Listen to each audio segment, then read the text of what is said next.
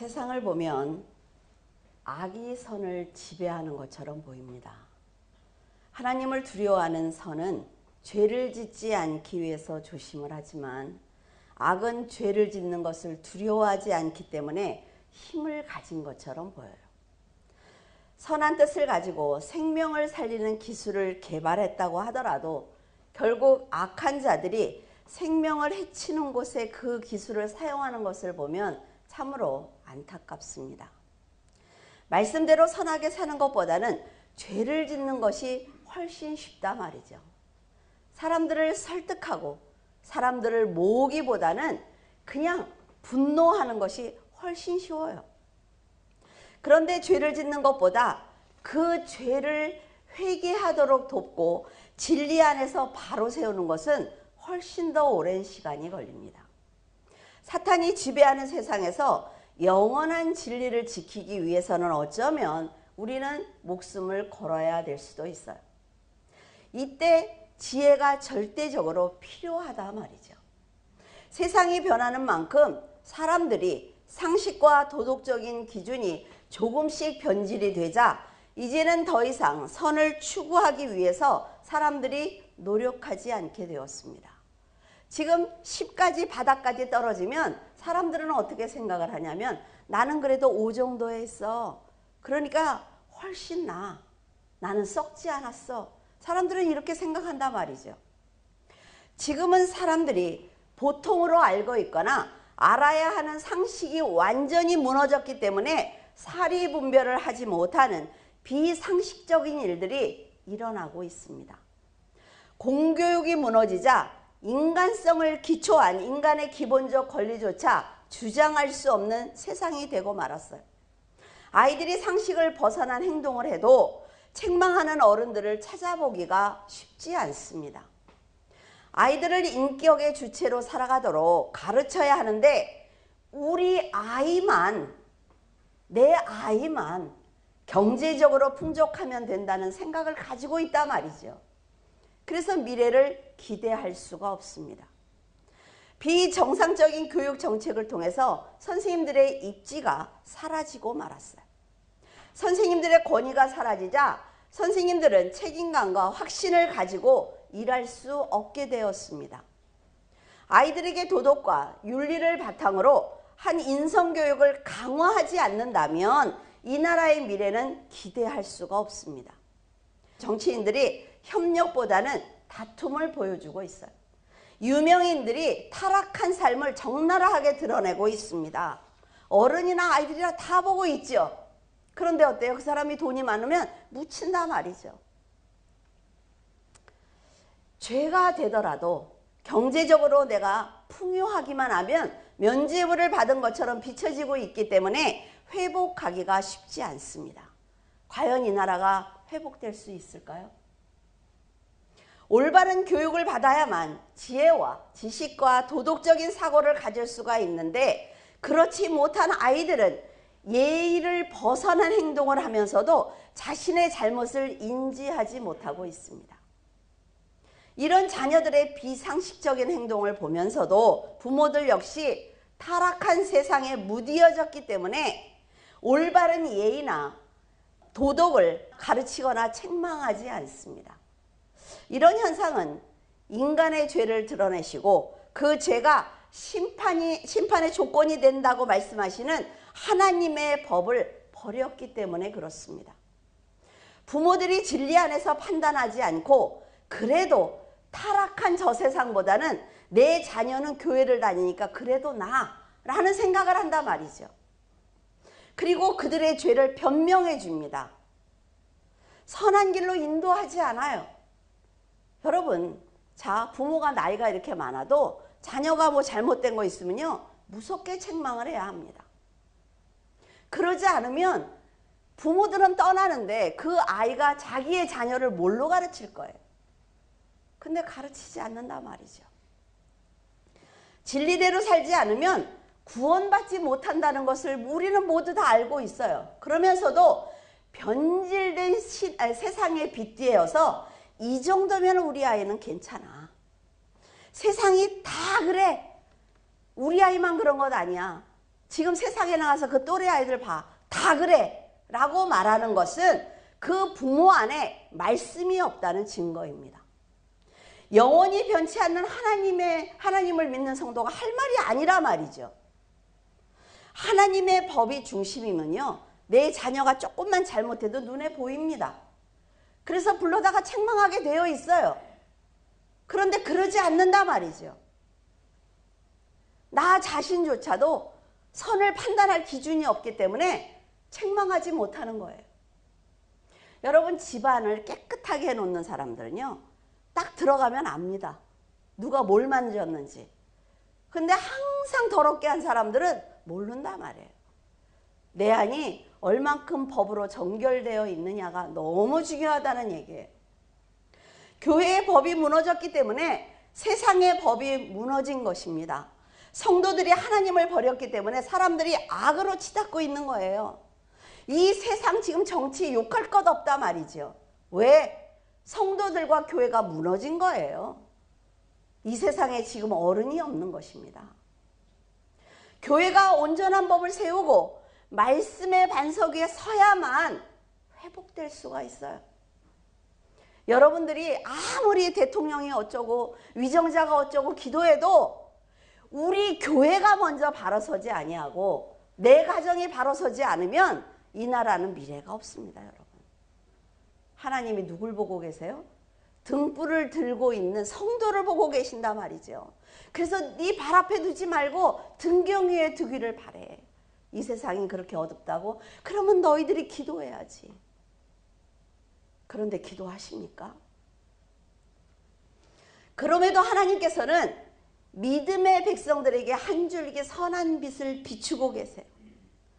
내 백성들이 사단에게 영혼을 빼앗기지 않도록 지금도 보호하고 계시기 때문에 여러분이 지금 이 자리에 있을 수 있는 것입니다. 목적을 달성하기 위해서 정직이나 도덕을 버린 권모술수가 난무할지라도 선한 지혜로 문제를 해결하는 지혜자가 곳곳에 있기 때문에 세상은 그래도 균형을 맞추고 있는 것입니다. 가난한 지혜자가 선한 지혜를 알려주어도 악한 세상은 듣지 않습니다. 하지만 하나님께서는 가난하고 선한 지혜자를 사용하셔서 지금도 영혼들을 구원하고 계세요. 우리들 역시 육체를 따라 지혜로운 사람이 많지 않고 능한 자가 많지 않습니다. 문벌이 좋은 자가 많지 않아요. 그러나 하나님께서는 세상에 미련한 것들을 택하셔서 지혜 있는 자를 부끄럽게 하십니다. 세상에 약한 것을 택하사 강한 것을 부끄럽게 하신다 말이죠. 여러분들은 세상에서 강한 자입니까? 아마도 늘 난 너무 약해, 난 너무 없어, 이런 생각을 하실 거예요. 그러나 하나님께서는 여러분이 가진 그것을 가지고 세상을 부끄럽게 하실 것입니다. 하나님의 이런 선하신 역사를 사탄도 알고 있기 때문에 방해하려고 하는 거예요.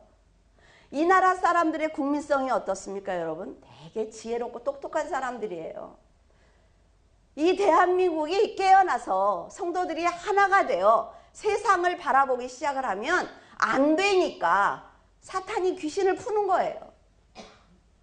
다른 생각을 하도록 만드는 것입니다. 그러면 우리가 영적으로 그것을 바라봐야 되는데 사람만 판단하고 있어요. 대통령이 이래서, 이 사람이 이래서, 사람을 보고 있으니까 세상의 전쟁에, 사람의 싸움에 들어갈 수밖에 없는 것입니다. 여러분들은 하나님의 백성이라 말이죠.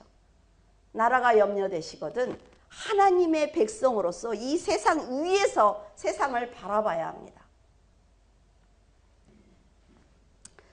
여러분, 사탄이 아무리 방해하려고 해도 하나님께서는 가난하고 힘없는 지혜자로 하여금 힘있는 세상의 왕을 가르치도록 하십니다.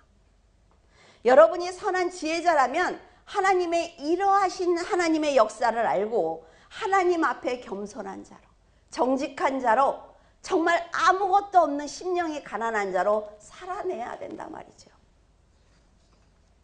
우리가 지혜와 의로움과 거룩함과 구원을 받은 것은 예수 그리스도 안에서 은혜를 주신 하나님의 사랑이 있기 때문입니다. 그 사랑은 떠나지 않아요. 염려하지 않아도 된다는 거예요.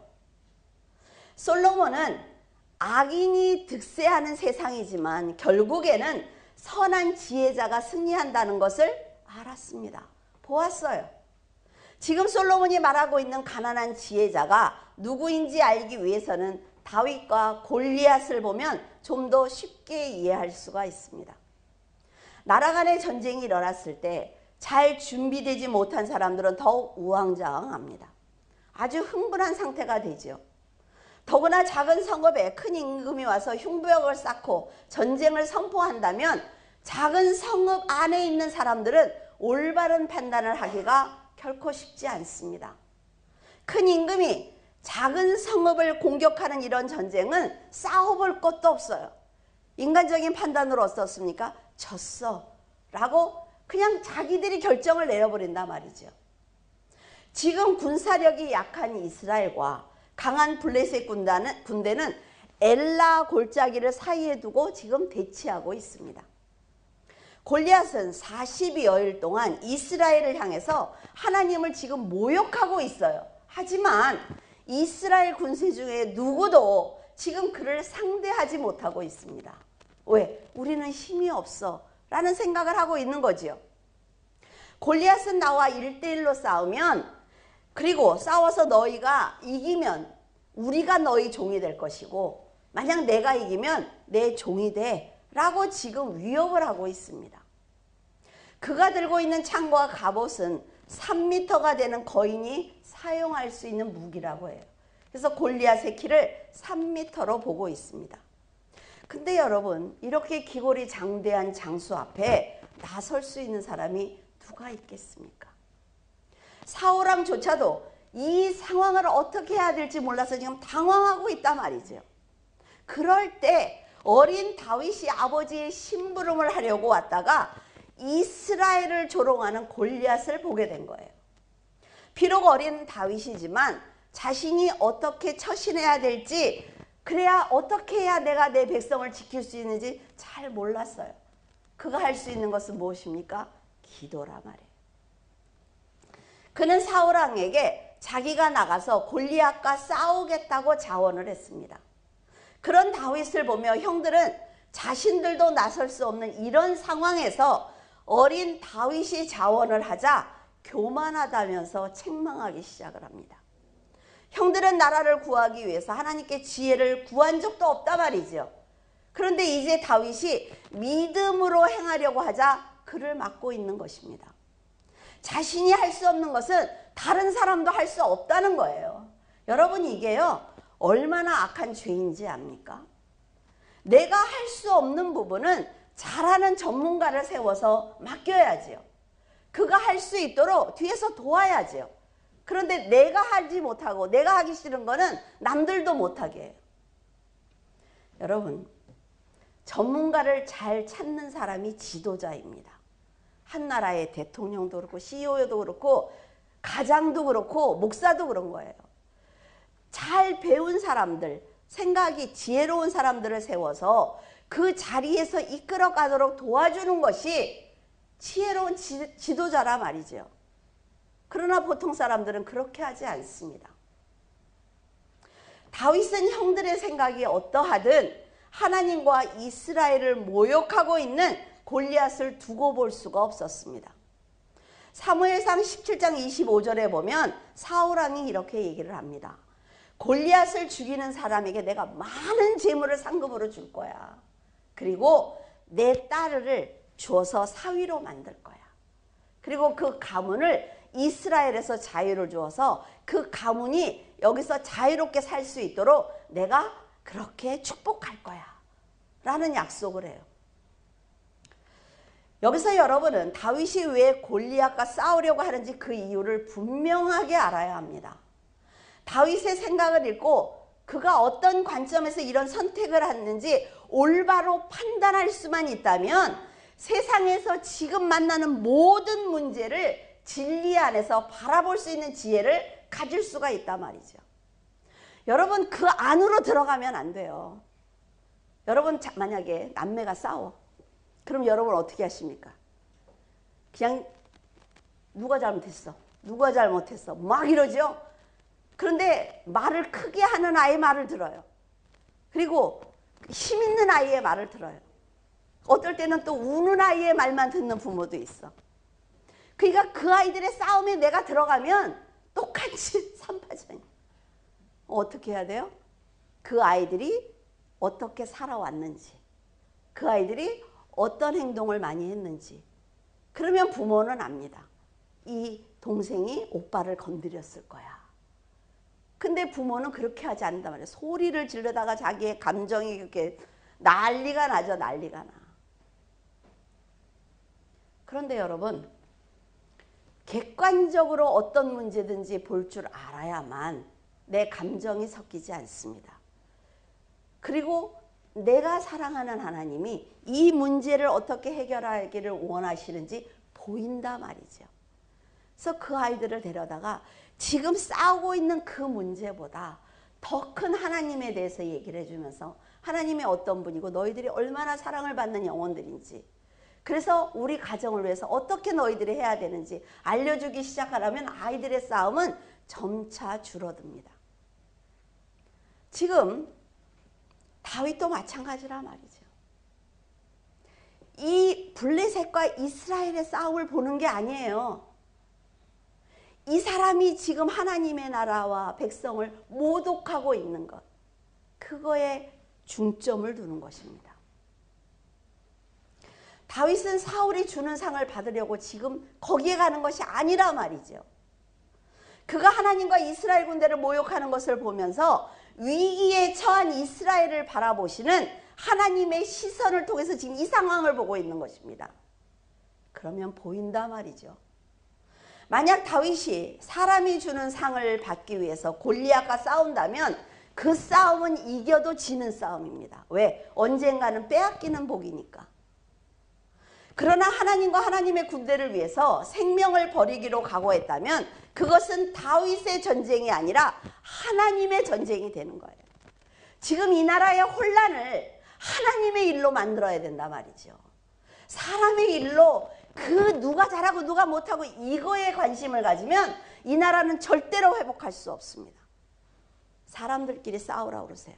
성도들은 하나님의 일을 하자는 겁니다. 하나님의 일. 이 나라를 끌어안고, 이 나라를 그냥 끌어안고, 이 주위에 보세요, 여러분. 도와줄 나라가 있습니까, 우리나라를?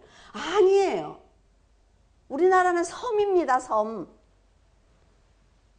하나님의 일로 만들어야 이 나라가 살 수가 있단 말이죠. 이런 믿음을 행위로 드러내는 것은 결코 쉽지 않습니다. 믿음으로 결단을 해도 막상 문제를 만나게 되면 몸에 익힌 세상의 방법대로 반응할 수밖에 없어요. 그러니까 평상시에 인격적으로 살아야 된단 말이죠. 내가 화가 나면 폭력을 쓰고 폭언을 하고 분노하고 혈기 부리고 나쁜 습관을 가지면 내가 하나님을 잘 믿을 거야. 나는 진짜 하나님을 오늘부터 잘 믿을 거야 해도 그 문제가 딱 하면 어때요? 내가 잘 믿으려고 그러는데 왜 이런 문제가 생겼어? 똑같이 세상적인 방법으로 대응한단 말이죠. 여러분, 얼마나 안타까운지 몰라요. 그 위대하신 하나님, 그 위대하신 그리스도를 보지 못하니까 그렇게 반응하는 거예요. 여러분들이 갈 마지막 목적지는 어디입니까? 천국 아니에요? 하나님 나라의 백성 아닙니까? 마지막 때 면류관을 쓰고 5골, 10골을 다스릴 왕 아니십니까? 그런데 지금 이렇게 살면 그날을 맞이할 수 없단 말이죠. 성도들은 사람의 전쟁을 하나님이 개입할 수 있는 믿음의 전쟁으로 만들어야 합니다. 기도만 한다고 돼? 이 나라가 지금 이렇게 혼란스러운데 나도 나가야 되는 것 아니야? 라는 생각을 하실 수 있어요. 그런데 새벽에 밤늦게 시간을 하나님께 드리는 게 더 큰 무기입니다. 그래야만 골리앗과 같은 세상을 이길 수 있고 상대가 아무리 큰 임금이라 할지라도 물리칠 수가 있는 것입니다. 믿음의 행위로 드러냈을 때 세상의 복은 자연스럽게 따라와요. 나라가 안정되면 경제적으로 잘 살게 되어 있습니다, 여러분. 자신의 생각보다 하나님의 뜻을 먼저 생각을 해야 돼요. 자신의 문제보다 하나님의 일을 먼저 하려고 노력해야 된단 말이죠. 그것이 진정한 복입니다. 우리 교회도 지금 회장님들이 다 세워졌어요. 여러분, 그러면 목회자가 그 회장님을 놓고 기도하는 기도가 달라집니다. 하나님께 간구하는 그 기도가 달라진다고요. 별것 아닌 것 같지요. 그러나 여러분 앞에 쌓인단 말이죠. 그 기도가. 다윗은 골리앗을 이길 힘이 없습니다. 거대한 블레셋 장수를 목동이 무슨 수로 이길 수가 있겠습니까? 골리앗을 이길 수 없다는 생각을 한 다윗은 지금까지 하나님의 도우심을 받으며 살았던 내 인생을 돌아보는 거죠. 그때 어떻게 했지? 그때 내가 어떤 경험을 했지? 여러분은 어떤 경험을 하셨습니까? 다윗은 평상시 아비의 양을 지킬 때 꾀를 피우지 않았어요. 사자와 곰이 와서 양을 해치려고 하면 짐승의 수염을 잡고 싸웠습니다. 지금 골리앗이 볼 때도 애기인데 얼마나 어린아이였을까요? 이렇게 자신의 일에 충실하면서 양의 생명을 지켜달라고 기도했기 때문에 골리앗이 그저 하나님을 모르는 한 마리의 짐승으로 보인 것입니다. 다윗에게 골리앗은 기골이 장대한 장수가 아니라 곰이나 사자처럼 짐승으로 보였기 때문에 이미 두려운 상대가 아니라 말이죠. 하나님께서 여러분에게 주신 모든 삶의 경험들은 다윗처럼 언젠가 필요한 곳에 사용하시기 때문에 매 순간 훈련을 충실하게 잘 받아야 합니다. 내가 지금 공부를 하는 사람은 공부를 열심히 해야 돼요. 내가 운동을 할 땐 열심히 운동을 하세요. 그리고 세상의 문제를 해결하려고 하거든 머리를 써서 어떻게 해결하면 좋을지 고민하세요. 그 경험들이 너무 중요하다 말이죠. 만약 짐승들이 와서 양을 물어가려고 할 때 다윗이 두려워서 대적하지 않았다면 그는 오늘 골리앗을 상대할 수 없습니다. 도망가야지요. 짐승들의 입에서 양떼를 지켜주신 하나님의 임재를 늘 느꼈기 때문에 하나님께서 나와 함께 하시는 걸 늘 알았기 때문에 골리앗을 상대로 싸울 수가 있었던 것입니다. 인간의 생각으로 골리앗을 보면 두렵습니다. 여러분 가정에 문제가 일어날 때 두렵지 않습니까? 인간이기 때문에 두렵다 말이죠. 하지만 하나님의 시선으로 그것을 보라 말이죠. 그러면 이스라엘과 하나님의 백성을 무너뜨리려는 악한 영이 보일 것입니다. 그러면 내가 어떻게 행동을 해야 되는지, 이 문제를 해결할 수 있는지, 내 가족을 구할 수 있는지, 가족을 도울 수 있는지 보인단 말이에요. 하나님을 의지하지 않는다면 훈련을 받으면서도 훈련인지 모릅니다. 축복의 기회가 나한테 왔는데도 축복인지 몰라요. 너무나 안타깝지 않습니까? 여러분 축복은요, 지나가던 사람이 로또 주는 것처럼 돈을 이렇게 탁 주는 게 아니에요. 내가 어떤 사람을 만나서 사업을 구상하고 함께 일을 진행하면서 내가 하나님의 안에서 도움을 받을 때, 하나님이 들으실 만한 기도를 할 때 하나님께서 그 길을 인도하시는 거예요. 그것이 1년이 걸릴 수도 있고 10년이 걸릴 수도 있어요. 왜? 세상의 문제니까. 근데 하나님이 원하시는 건 뭐예요? 이 끝에 있단 말이지. 끝까지 와. 거기서 멈추지 말고 끝까지 나에게 와. 내가 도와줄게. 하나님의 방법이에요. 여러분은 지금까지 어떤 훈련을 받았습니까? 하나님께서 그 경험을 내가 사용할게 라고 한다면 기꺼이 헌신하실 수 있겠어요? 성도들이 말씀으로 사는 것은 정말로 중요한 일입니다. 가족을 사랑하는 것, 그리고 인내하는 것, 선한 행위를 보여주는 것 너무 중요해요. 근데 여러분 잘 생각하셔서 사랑이 많은 사람이에요. 근데 가족은 사랑하지 않아. 근데 어디서 사랑하네? 밖에서. 세상 사람한테 잘하는 사람들이 있어요. 그 집에 오면 폭군이 돼. 그건 사랑이 아니에요.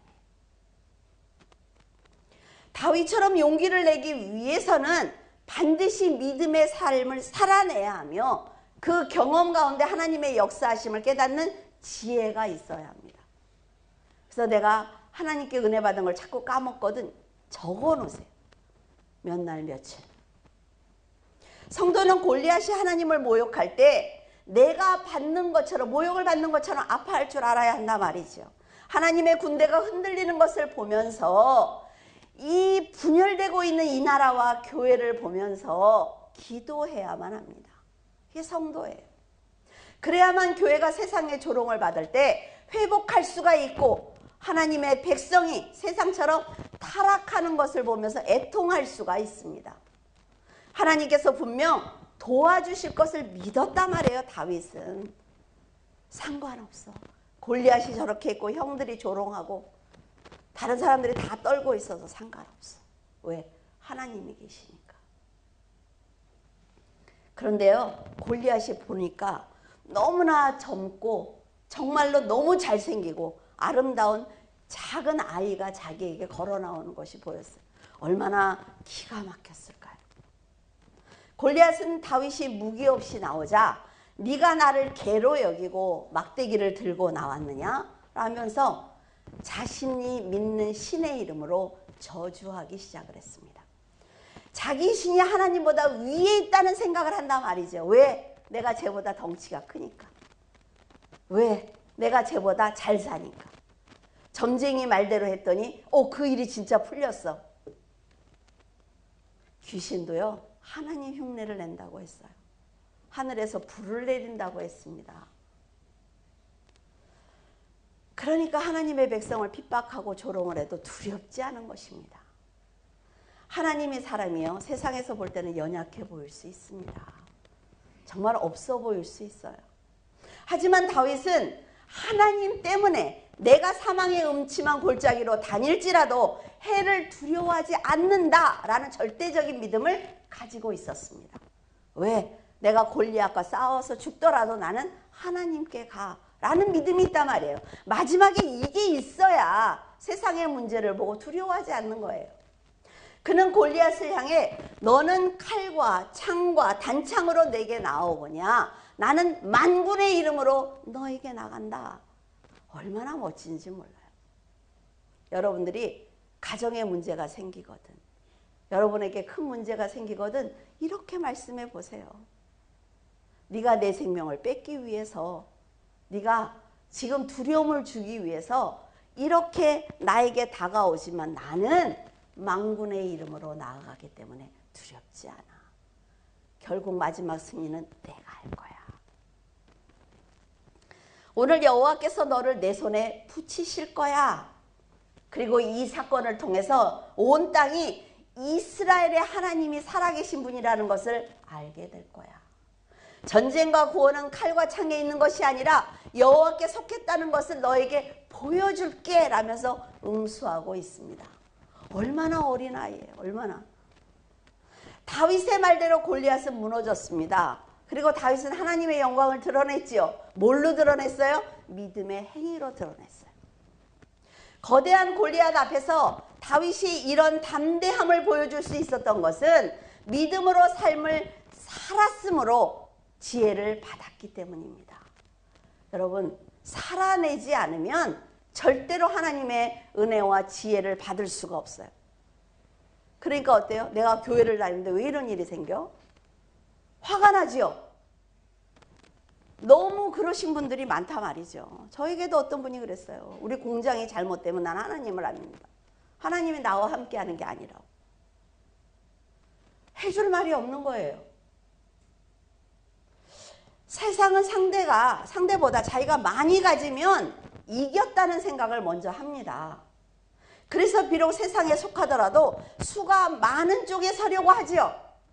죄라는 것을 알면서도 힘을 가지려고 한단 말이에요. 그런데 다윗을 보면요, 산상수훈 말씀 그대로 살아낸 사람이에요. 심령이 가난한 자가 한 것처럼 욕심을 부리지 않았습니다. 애통하는 자처럼 생명을 정말로 사랑하고 아꼈죠. 온유한 자처럼 자신의 것을 베풀었습니다. 아끼지 않았어요. 하나님의 의에 줄이고 목마른 자처럼 은혜를 사모했습니다. 긍휼히 여기는 자처럼 청결한 마음으로 살아냈어요. 그리고 골리앗처럼 하나님을 모독하는 자와는 의를 위해서 싸웠습니다. 여러분, 어떻게 그렇게 다 하고 살아? 근데 성령 안에 있으면 나도 모르게 이걸 다 하고 살고 있는 거예요. 이렇게 하나님만 보고 사는 다윗을 형들은 욕하고 핍박했지만 다윗은 오직 하나님과 이스라엘이 조롱을 당하지 않도록 믿음의 용기를 내었습니다.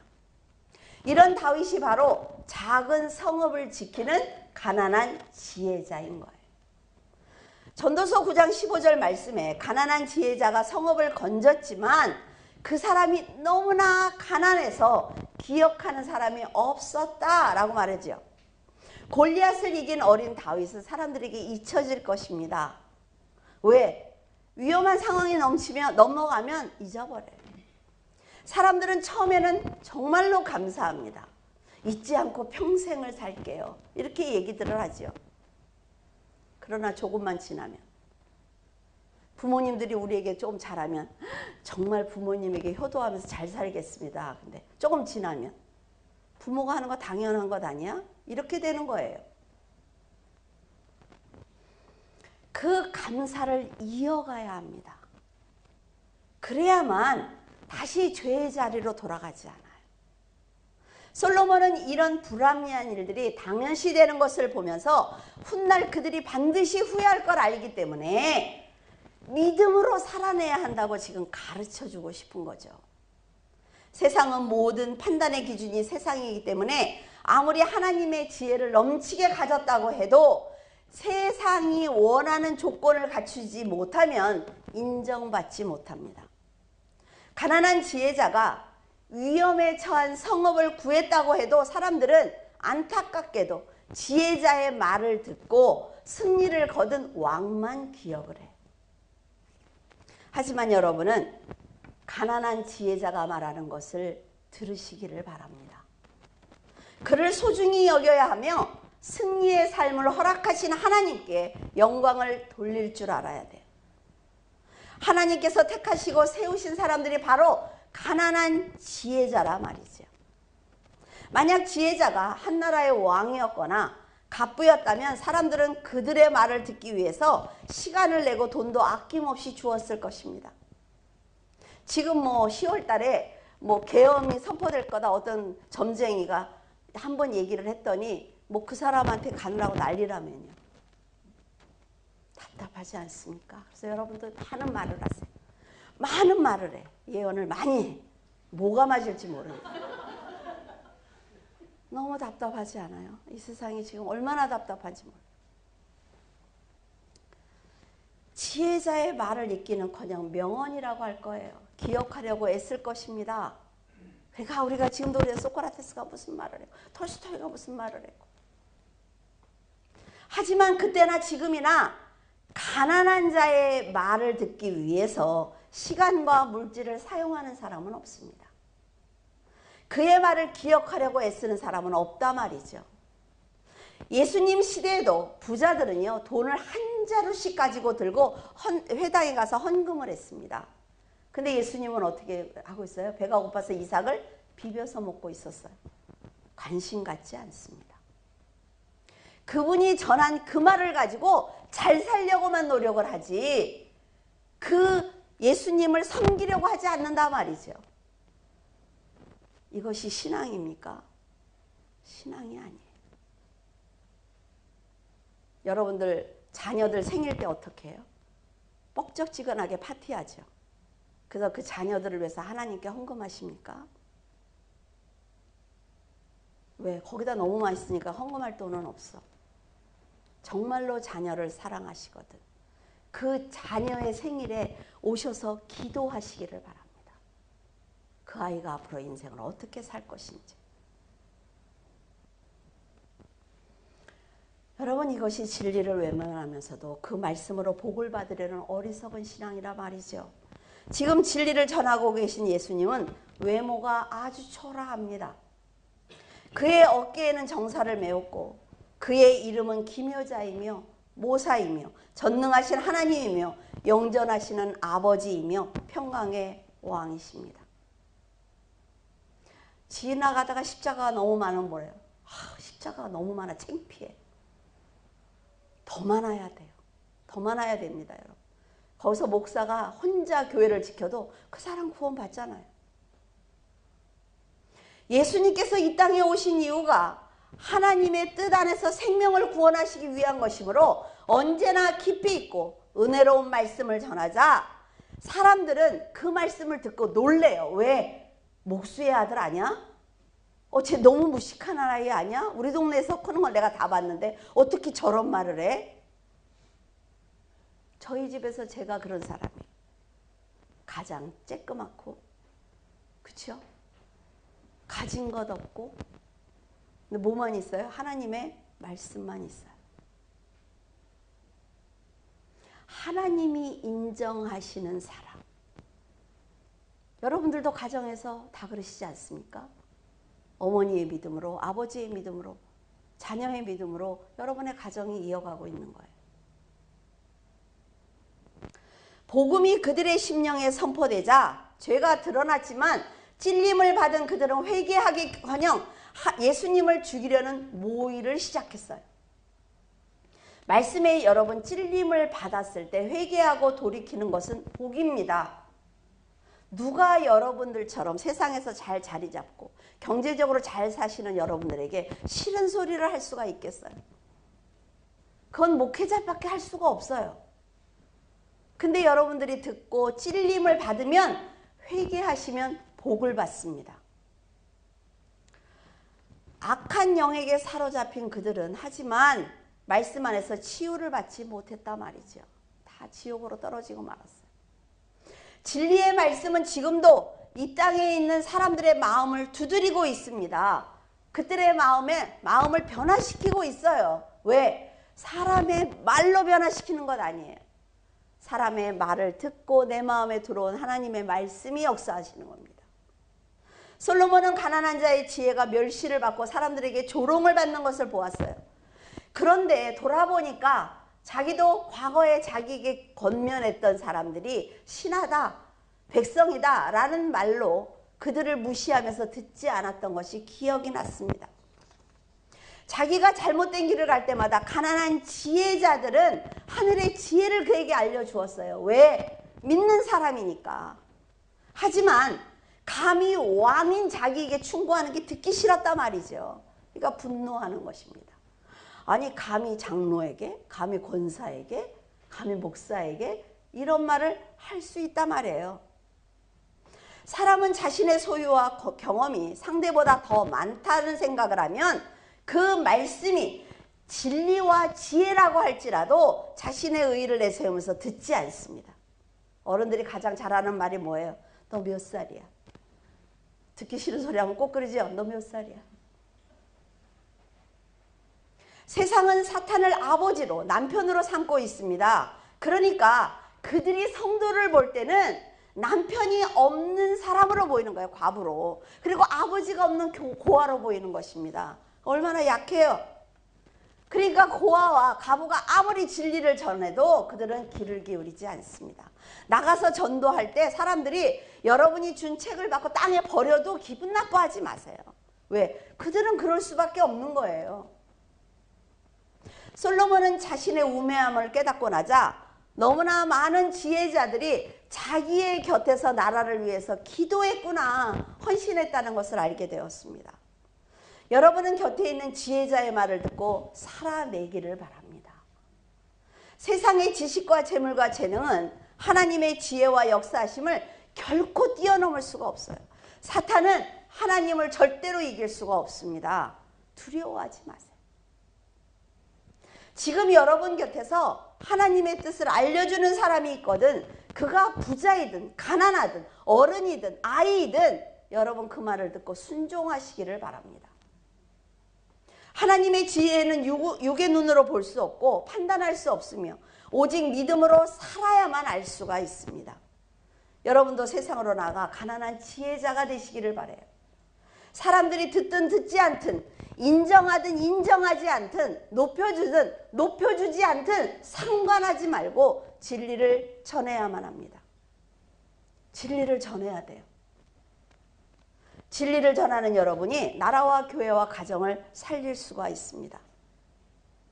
국회의원들이 기독교인들이 얼마나 많은 줄 아십니까? 왜 기도하지 않죠? 기도하면 어떤 기도를 할까요? 하나님의 뜻에 반하는 기도를 하기 때문에 응답받지 못하는 거예요.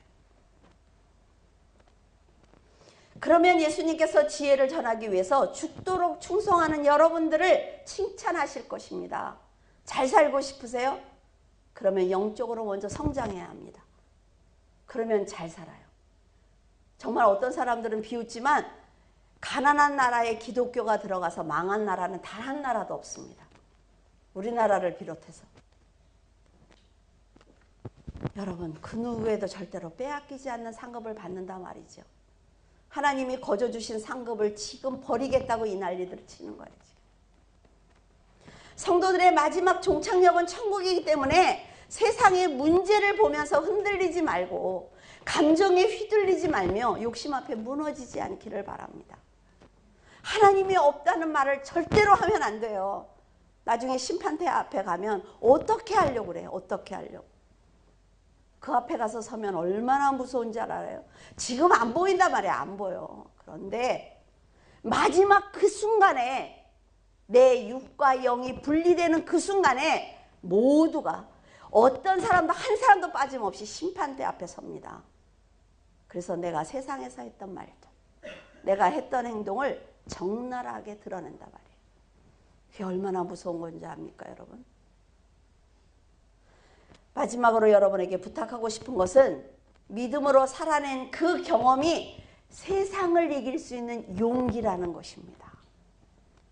강력한 무기예요. 군인들을 왜 동일한 훈련을 날마다 시킵니까? 여러분, 그 용기와 믿음을 가지고 사망을 향해서 걸어가고 있는 영혼들에게 선한 마음으로 온유한 얼굴로 다가가서 그들의 영혼을 구원하시고 복음을 전하시기를 바랍니다. 기도하겠습니다.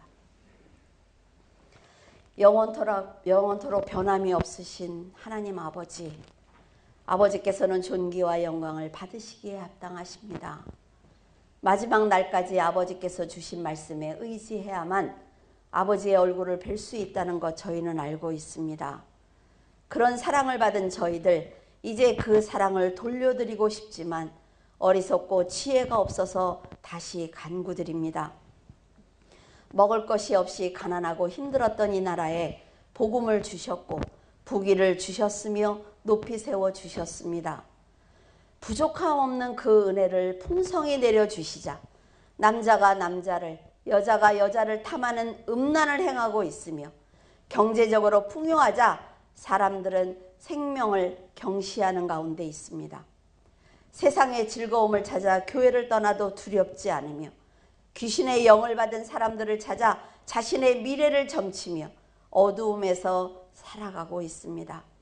아버지, 교회가 진리를 전할 수 없이 타락하고 있는 지금 저희 물줄기 교회 성도들을 구별시켜 주시고 성령 안에서 지혜롭게 성도의 삶을 살 수 있도록 도와주시옵소서. 담대하게 복음을 선포할 때 죽으면 죽으리라는 믿음을 주시고 결코 그리스도를 부인하지 않는 성도가 될 수 있도록 도와주시옵소서. 사랑하는 하나님, 이 나라를 돌보아 주시옵소서. 경배받으시기에 합당하신 하나님, 이 나라와 백성을 이 혼란스러운 상황에서 벗어나도록 도와주시옵소서.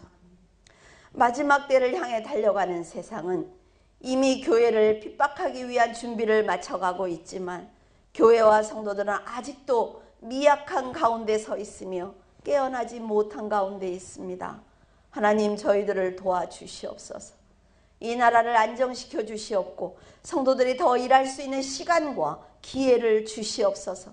아버지께서 일하심으로 저희들도 일하게 하시고 아버지께서 은혜를 주심으로 더 많은 영혼을 구원하는 저희들이 될 수 있도록 도와주시옵소서. 그 가운데 물줄기교회 성도들이 사용되게 하시고 성도들이 알고 있는 말씀을 사용하여 주시옵소서. 감사드리며 예수 그리스도 이름으로 기도드립니다. 아멘.